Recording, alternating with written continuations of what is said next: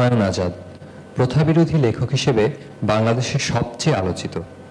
তিনি মেনে নেননি কিছুই, সভ্যতা, শিল্পকলা, বিশ্বাস ও চেতনার প্রথাগত সবকিছুই তিনি ত্যাগ করেছেন।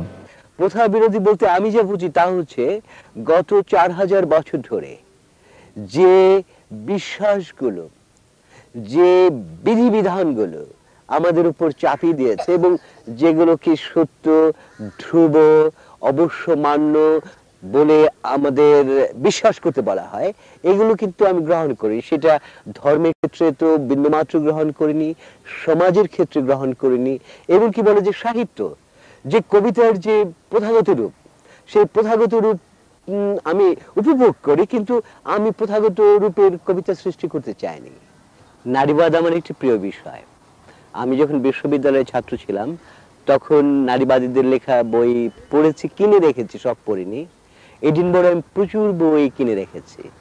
পরে আমি তো এনে বই লিখেছি যেটি নানাভাবেই সাড়া জাগিয়েছে, নিষিদ্ধ হয়েছিল। নারীবাদ, আমি পেশাদার নারীবাদী নই, ওই বিষয়ে আমি প্রকল্প করি না, কিন্তু আমি এটিকে গুরুত্বপূর্ণ বলে মনে করি এই জন্য যে গত এই 20 শতাব্দীতে বলা যায় নারীবাদীরা যে অসামান্য মৌলিক চিন্তা করেছেন এই সমাজ সভ্যতা সম্পর্কে, পুরুষেরা ততটা মৌলিক চিন্তা করেনি। তাদের চিন্তা অত্যন্ত মৌলিক এবং বলা যাক এই প্রথাগত সমাজকে ভেঙে নতুন সমাজ গড়ার জন্য। 3000 বছর 4000 বছর ধরে নারীদের বন্দী করে রাখা হয়েছে। শুধু তাই নয়, বর্তমান সভ্যতা কিন্তু পুরুষদেরও বন্দী করে রেখেছে। বর্তমান সমাজ ব্যবস্থা যা পৃথিবী জুড়ে চলছে, এই ধর্ম, এই সমাজ এবং সমাজের অজস্র বিধিবিধান, অজস্র আনুষ্ঠানিকতা, এগুলো নারীকে তো বন্দী করেছে, পুরুষকেও স্বাধীন করেনি। নারী এবং পুরুষ দুটোকেই বিকৃত মানুষে পরিণত করেছে। তার সৃষ্টির মধ্যে আরও রয়েছে রবীন্দ্র প্রবন্ধ রাষ্ট্র ও সমাজ চিন্তা, শামসুর রহমান নিঃসঙ্গ শেরপা, নারী, নিবিড় নীলিমা, আধার ও অধেয়, আমার অবিশ্বাস, দ্বিতীয় লিঙ্গ সহ বহু প্রবন্ধ। প্রথাবিরোধী এই লেখকের অধিকাংশ সময়ই কাটে পড়াশুনো আর লেখালেখি নিয়ে। আমি তো ঢাকা বিশ্ববিদ্যালয়ে পড়াই এখন। আমাকে দেখতে কেমন মনে হয় আমি জানি না, কিন্তু আমি কিন্তু খুবই প্রবীণ অধ্যাপক, ফলে আমার খুব বেশি পড়াতে হয় না। সপ্তাহে 50 মিনিট আমি পড়াই এবং বাকি সময়টা আমি পড়ি এবং লিখি। আমি সকালবেলায় লিখি, প্রতিদিনই লেখার চেষ্টা করি এবং 2 পাতা লেখার চেষ্টা করি, এবং সময় তো কাটে একাই, সাধারণত একাই কাটে। এবং আমার যে পড়ার ঘরটি রয়েছে সেখানে আমি অধিকাংশ সময় কাটাই। আমার কম্পিউটারের সঙ্গে আমি লেখার চেষ্টা করি, লিখি আর পড়ি তো প্রায় সব সময়। যখনই আমি বাসায় থাকি পড়ি, বিকেলে হাঁটে, সরোয়ার্দী উদ্যানে যাই, কখনো আজ মার্কেটে যাই, শাহবাগে যাই। এই অত্যন্ত বলা যায় সীমাবদ্ধ জীবন। বাংলা সাহিত্যের সীমাবদ্ধতার একটি কারণ হচ্ছে লেখকদের জীবনে সীমাবদ্ধ এবং অন্যদের চিন্তার জগৎ সীমাবদ্ধ, কিন্তু আমি চিন্তাটাকে একটু সীমামুক্ত রাখতে চাই। ডক্টর হুমায়ুন আজাদের ছাত্র জীবন কাটে ঢাকা বিশ্ববিদ্যালয়ে। এরপর উচ্চশিক্ষার জন্য তিনি যান এডিনবরায়।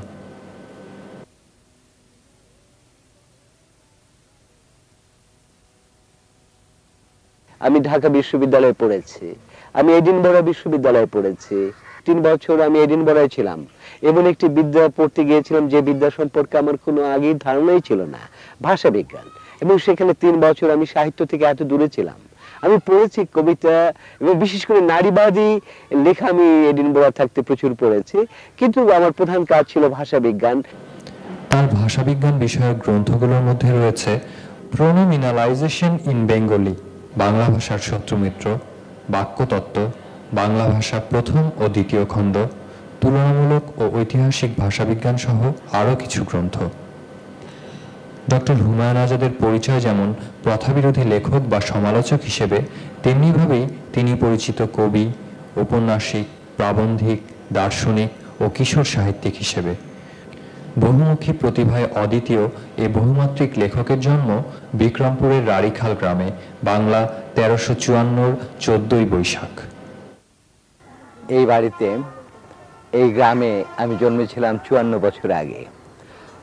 তখন এমন ছিল না, আমাদের বাড়িঘর সব বদলে গেছে। এখানে অন্যরকম ঘর ছিল। আমি ওইদিকে একটি ঘরে বসে পড়তাম, একাই পড়তাম। অবশ্যই ঘর বারবার বদলেছে। এখন আমার গ্রামই বদলে গেছে। যেমন ওইদিকে ছিল গভীর জঙ্গল, আমরা বলতাম চান্দার আড়া। আড়া অর্থ বোধহয় জঙ্গল। তারপর এইদিকে আমাদের একটি ছোট্ট কবর আছে। এখানে 3 জন আছেন, আমার দাদা, দাদি এবং আমার বাবাও রয়েছেন। এবং ছেলেবেলায় আমার একটি বড় অভিজ্ঞতা ঘটেছিল এই কবরেই।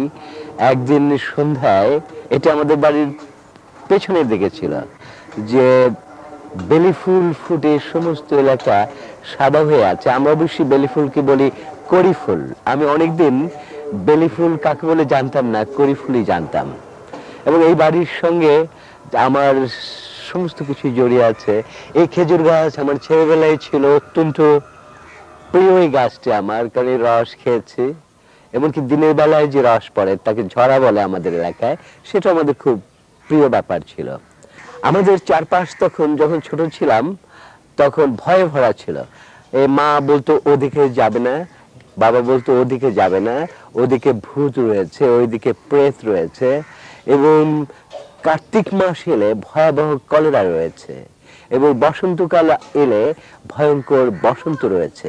এই সমস্ত বিভীষিকার মধ্যে, ভয়ের মধ্যে এবং স্বপ্নের মধ্যে ছোটবেলায় আমরা বড় হয়েছি, আমি বড় হয়েছি।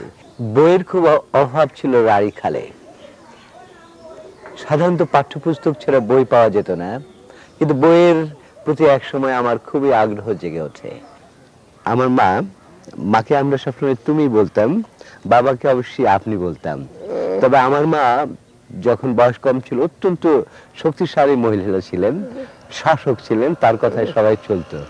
আর আমার বাবা ছিলেন ব্যর্থ মানুষ, আমার থেকেও ব্যর্থ ছিলেন, এবং তার কথায় খুব বেশি কাজ হতো না। কিন্তু বাবাকে আমরা আপনি বলতাম। বাবা এখন নেই, মাও আছে, কিন্তু সেও এখন প্রায় বাইরে আছে এবং সারাক্ষণ একা, এবং মনে হয় যে সবকিছুর বাইরে পড়ে গেছে। এটা জঙ্গল, কিন্তু এখানে আমার একটি ছোট ভাইয়ের কবর রয়েছে।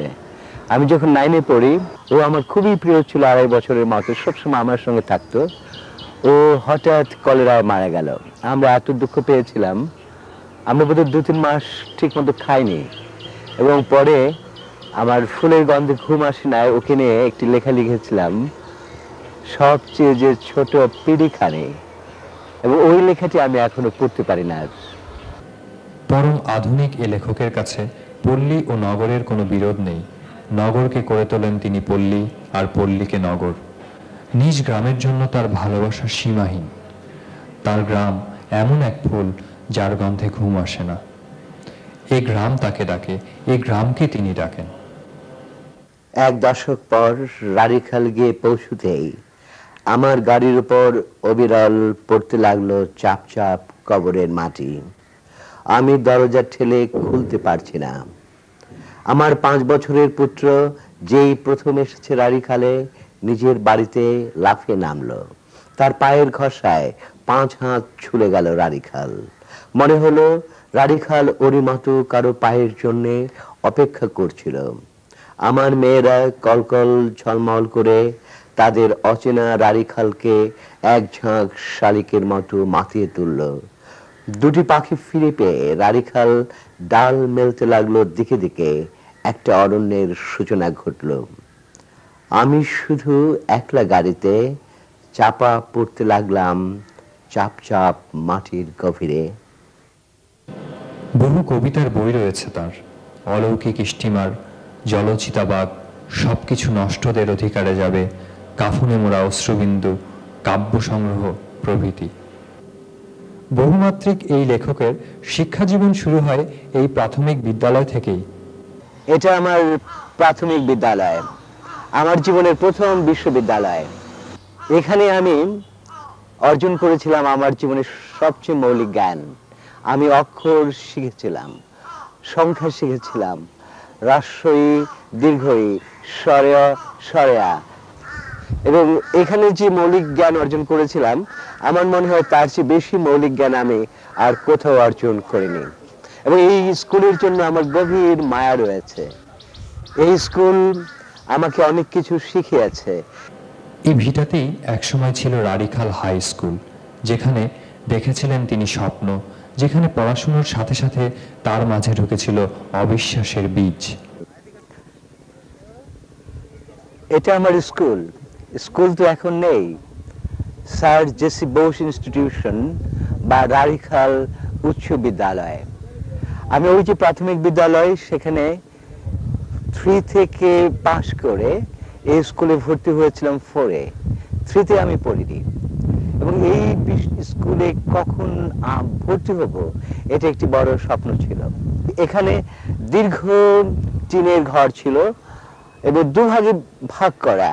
এদিক ছিল 3 থেকে শুরু করে 7, আর তারপরে কিছুটা পেরিয়ে ছিল 8 থেকে ক্লাস 10, এবং ছিল স্যারদের ঘর এবং আমাদের হেডমাস্টার স্যারের ঘর।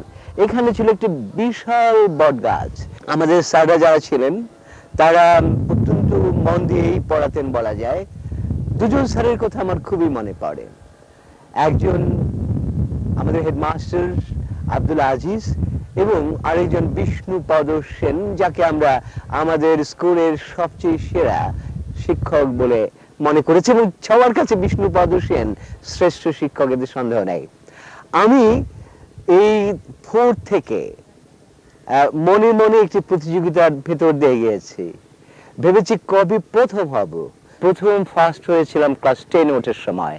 তারপর আমি নানা রকম ফার্স্ট হয়েছে, কিন্তু ওই যে 10-এ উঠেছিলাম ফার্স্ট হয়ে, সেটি ছিল জীবনে একটি অসাধারণ ঘটনা। সারা পড়ে গিয়েছিল যে অন্যরকম একটি ঘটনা ঘটে গেছে রাড়ীখাল হাই স্কুলে। আমার স্যারদের মধ্যে একজনই এখন বেঁচে আছেন।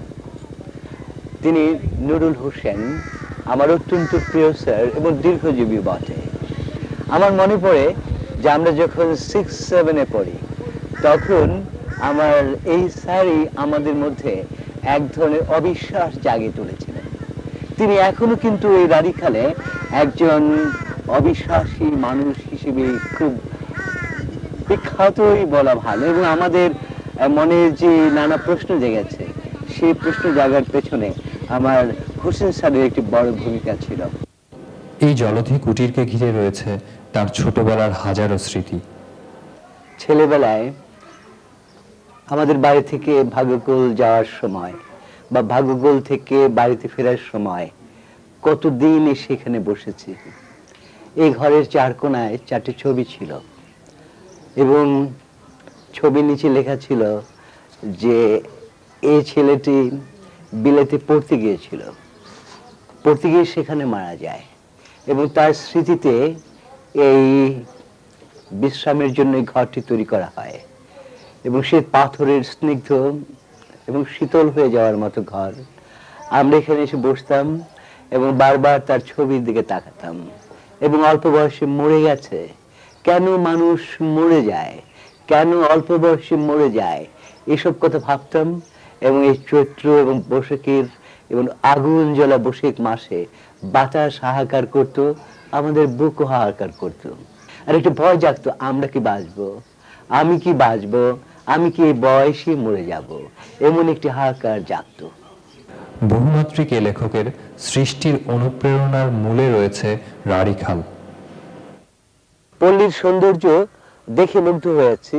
এর ধান, এর শস্য, এর মেঘ, এর ঝড়, এর বন্যা, এর বর্ষণ, সবকিছু আমাকে মুগ্ধ করেছে। এমনকি সেই ছেলেবেলায় যখন দূর থেকে বিয়ের বাড়ির মাইকের গানের শব্দ ভেসে আসতো, তার সুর আমাকে মুগ্ধ করতো। কিন্তু একটি জিনিস হয়েছে যে আমি যেমন প্রথাগত বিশ্বাসগুলো বাল্যকাল থেকে অনেকটা ছেড়ে দিয়েছি, ঠিক লোকজ যে ভাবনা চিন্তা, লোকজ ব্যাপারের প্রতি কিন্তু আমার খুব বেশি অনুরাগ জন্মেনি।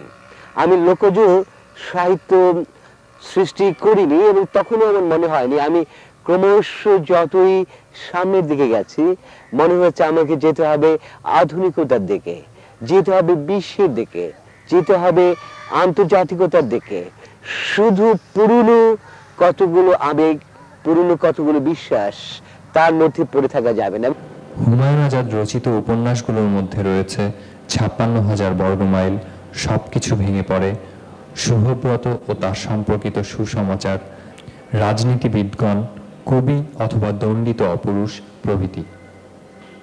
বহুমুখী প্রতিভায় অদ্বিতীয় এ লেখক তার জীবনে অবসরকে ঠাঁই দেননি। আসলে অবসর কাকে বলে আমি বুঝি না। বাল্যকাল থেকেই অবসর বলে আমার কিছু ছিল এমন নয়। আমি সবসময় পড়ি বা লিখি, আর ঠিক অবসর পেয়ে গেছি এবং এই অবসর আমি কি করে কাটাবো এরকম অবস্থা আমার কখনো হয় না। আমি কখনো কখনো লিখি না বা পড়ি না, তখন আমি পার্কে হাঁটতে যাই বা কখনো এই তরুণদের সঙ্গে গল্প করার জন্য হয়তো আজিজ মার্কেট বা সরোয়ার্দী উদ্যানে যাই। কিন্তু আমি বঙ্গভবন বা মন্ত্রীদের নিমন্ত্রণে খুব বেশি যাই না, প্রায় যাই না বলা যায়। আমি বহু উঁচু উঁচু নিমন্ত্রণ তো পাই, সেগুলোতে গিয়ে সন্ধ্যা খুব প্রমোদের সঙ্গে উপভোগ করা সম্ভব, কিন্তু আমি সেগুলোতে যাই না। খারাপ লাগে তো অনেক কিছুই, আমার চারপাশে তো এখন খারাপ হয়ে উঠেছে। এই নগর খারাপ হয়ে উঠেছে, এই রাজনীতি, এই মৌলবাদ, এই কপটতা, এই ধর্মান্ধতা, সবকিছু চারপাশ তো এখন খারাপ দ্বারা আক্রান্ত। খারাপ, খুব বেশি খারাপ লাগে। ভালো লাগে, ভালো যে লাগে না এমন নয়, যেমন জীবন খুবই ভালো লাগে। আর যদি বাইরের দিকে তাকাই, ভালো লাগে গ্রামে চলে যাওয়া, সবুজ প্রকৃতি দেখা, আকাশ দেখা, বই পড়া, কোন কোন তরুণীর মুখ দেখাও ভালো লাগে, এতে কোনো সন্দেহ নেই। জীবন এগুলো জীবনের খুব মূল্যবান ব্যাপার। এই রাজনীতি করা, এই স্লোগানের থেকে এটি পাখির দিকে তাকিয়ে থাকতে অনেক সুখ পাওয়া যায়। নানা ক্ষেত্রে বিখ্যাত বিজ্ঞান মনস্ক এই লেখক সৃষ্টির মাঝেই রাখতে চান নিজেকে। আমি তো অনেক শাখায় লিখেছি, কবিতা, উপন্যাস, প্রবন্ধ, সাহিত্য সমালোচনা, ভাষা বিজ্ঞান, কিশোর সাহিত্য, এমনকি দর্শন, সেটাও বলা যায়। আমার বলা যায় যে দুটো সত্তা রয়েছে। কবিরা বা সৃষ্টিশীলেরা শুধু সৃষ্টিশীলই থাকেন, তারা সৃষ্টি করেন, স্বপ্নকে বাস্তবায়িত করেন, রূপায়িত করেন, বা জীবনকে রূপায়িত করেন। আর আরেকটি দিক, তারা সাধারণত বিশ্লেষণ ধর্মী হন না। আমার দুটো দিক রয়েছে। একদিকে যেমন আমি আবেগ কাতর হই, স্বপ্নে মুগ্ধ হই বা সৌন্দর্যে মুগ্ধ হই এবং তাকে শিল্পে রূপায়িত করতে চাই, কবিতায় বা উপন্যাসে বা ছোট গল্পে। আবার যা কিছু সৃষ্টি হচ্ছে চারপাশে, এই জগৎকে, এই জগতের জীবনযাপন পদ্ধতিকে, এবং যে সাহিত্য সৃষ্টি হয়েছে বা যে ভাষা রয়েছে, যেমন বাংলা ভাষা আমার একটি নিজস্ব মাতৃভূমির মতো। আমি তো বলি যে আমার দুটি মাতৃভূমি রয়েছে, বাংলাদেশ এবং বাংলা ভাষা। আমি কতদিন বাঁচবো জানি না, আমারও সে 200, 300, 400 বছর বাঁচার মতো পাগলামো নেই। আমি আর 30 বছর যদি বাঁচি তাহলেই খুব সুখ পাবো। আমি এখন ভাবছি একটি উপন্যাস লিখব, এবং ওই সিমোন দ্য বুভুয়ার যে বইটি আমি এবার অনুবাদ করেছি, সেটির আরো 100 পৃষ্ঠার মতো অনুবাদ করব, কারণ এবার সম্পূর্ণ হয়নি। বাংলা কবিতা নিয়ে একটি বই লেখারও আমার ইচ্ছে রয়েছে, একটি চ্যাপ্টার লিখেছিলামও, কিন্তু সেটি লিখতে গেলে আমি অসুস্থ হয়ে পড়ি, কারণ আমি এমন কিছু মৌলিক কথা বলতে চাই, সেটি আমি লিখতে গেলে খুব আর এগোতে চায় না। এবং ভবিষ্যতে যদি বেঁচে থাকি এবং সক্রিয় থাকি, তাহলে লিখব, লেখা থামবে না। সবকিছুর পরও তার মন পড়ে থাকে গ্রামে। বারবার তিনি ফিরে আসেন রাড়ীখালে, কারণ এখান থেকেই তার শুরু। বহুদিন পর আমি এসে এখানে দাঁড়ালাম। আমার সামনে এখন 100 বর্গ কিলোমিটার জুড়ে উদ্দাম সবুজ। আমি একে চিনি এবং চিনতে পারি না। বছর হলো এখানে দাঁড়াইনি আমি, 10, 12, 20 না 25, হিসেব করতে আমার ইচ্ছা হয় না। উগ্র চৈত্রে আমি দাঁড়াই একটি অচেনা গাছের সবুজ ছায়ায়। গাছটি চিনি না আমি, যখন ছিলাম আমি এ পল্লীর, এ গাছ ছিল না, তবে তার ছায়া তার মতই সবুজ। আমি ভালোবেসে ফেলি তাকে, আমার সামনে 100 বর্গ কিলোমিটার জুড়ে সবুজ ধান ক্ষেত। যখন ছিলাম আমি এ মাটির, যখন ছিলাম আমি এ জলের, তখন নিবিড় সম্পর্ক ছিল এসব জমির সাথে এক বালকের। কতবার সে বালক দাঁড়িয়েছে এইখানে, চোখ ভরে দেখেছে সুন্দর, বুক ভরে নিয়েছে সুগন্ধ।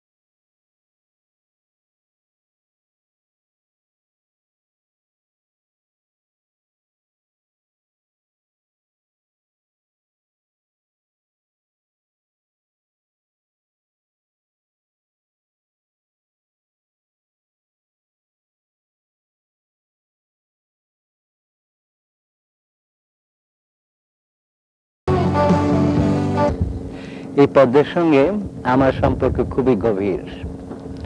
এমন নয় যে আমি পদ্মায় বারবার ঘুরেছি, বেরিয়েছি, বাস করেছি, কিন্তু দূর থেকে পদ্মা দেখেছি। এমনকি পদ্মায় আমি ছেলেবেলায় মাছ ধরতে গিয়েছিলাম, ইলিশ মাছ। তো সবচেয়ে যে আমার মনে দাগ কেটে আছে তা হচ্ছে মধ্যরাতে স্টিমারের সিটি। আমাদের বাড়ি পদ্মা থেকে মাইল খানিক দূরে হবে, ঠিক পদ্মার পাড়ে বলা যায় না, কিন্তু যখন মথুরাতে গোয়ালন্দ থেকে বা চাঁদপুর থেকে স্টিমার আসতো, সেই স্টিমারের বাঁশির শব্দে ঘুম ভেঙে যেত এবং মনে হতো যে কোন দূর দূরান্ত থেকে যেন বাঁশির শব্দ এসে পৌঁছে এবং আমার ছেলেবেলাকে উন্মোচিত করে তুলছে। আমার প্রথম কবিতার বই যখন বেরোয়, তাই আমি নাম রেখেছিলাম অলৌকিক স্টিমার। যদিও অলৌকিকে আমি বিশ্বাস করি না, কিন্তু সেই কালে, সেই সময় এই স্টিমারকে আমার মনে হতো যেন অনন্তের পাড় থেকে ভেসে আসছে এবং তার বাঁশি বাজছে। এই পদ্মা এখন অনেকটা মরে গেছে। পদ্মা থেকে অনেক খাল বেরিয়ে আমাদের বিলে চলে গিয়েছিল, সেই খালগুলো বন্ধ হয়ে গেছে, ফলে বিলে আর পরিমাটি যায় না, সেই মাছের উৎসবও নেই। পদ্মা নিজেই মৃত এবং পদ্মাকে দেখলে আমার শুধু মনে পড়ে যে একদিন পদ্মা কিরকম পদ্মা ছিল।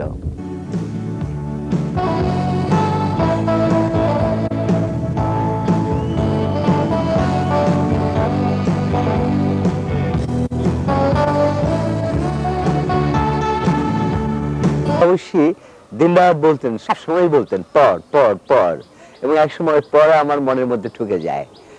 আমার নিজের পাঠ্য বই এবং উপরের শ্রেণীর বাংলা এবং ইংরেজি পাঠ্য বই আমি অনেক পড়েছি।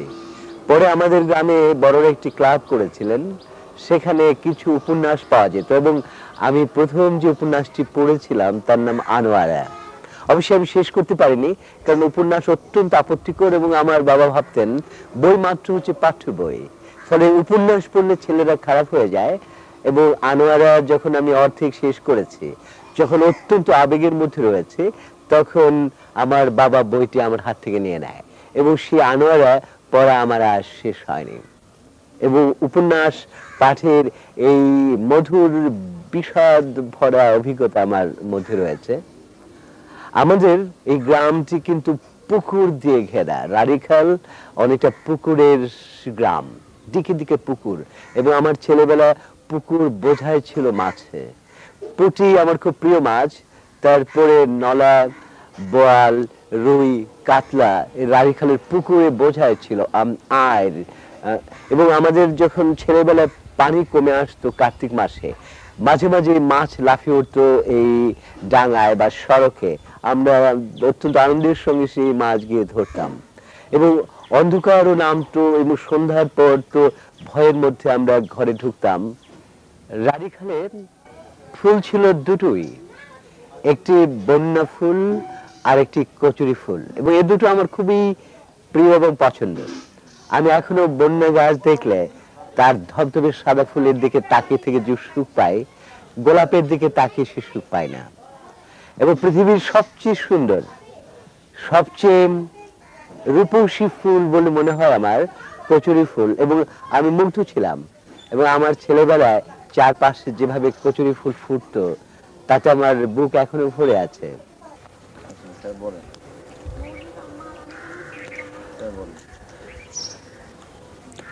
আমার হাই স্কুলে হেডমাস্টারের ঘরে একটি ছবি ছিল, জগদীশ চন্দ্র বসুর ছবি, যে ছবিটি খুবই বিখ্যাত এবং আমার খুব প্রিয়। এবং বহু বছর পরে এক ফটোগ্রাফার আমার একটি ছবি তুলেছিল, দেখে অনেকেই বলে যে দেখতে জগদীশ চন্দ্র বসু মাত্র। হতেও পারে, কারণ ছেলেবেলায় আমি জগদীশ চন্দ্র বসুর প্রতি খুবই আকৃষ্ট ছিলাম।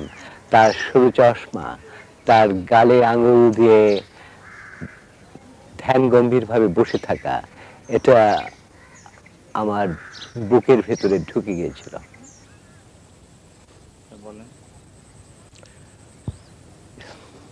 এটি আড়িয়ল বিল, এবং এটা আমার জীবনের খুব বড় জায়গা দখল করে আছে। এটা আমার বাল্যকালের সবুজ সাদা প্রশান্ত মহাসাগরের মতো। এটি বর্ষাকালে জলে ভরে যেত, বিশাল ঢেউ উঠত, তারপরে ধান,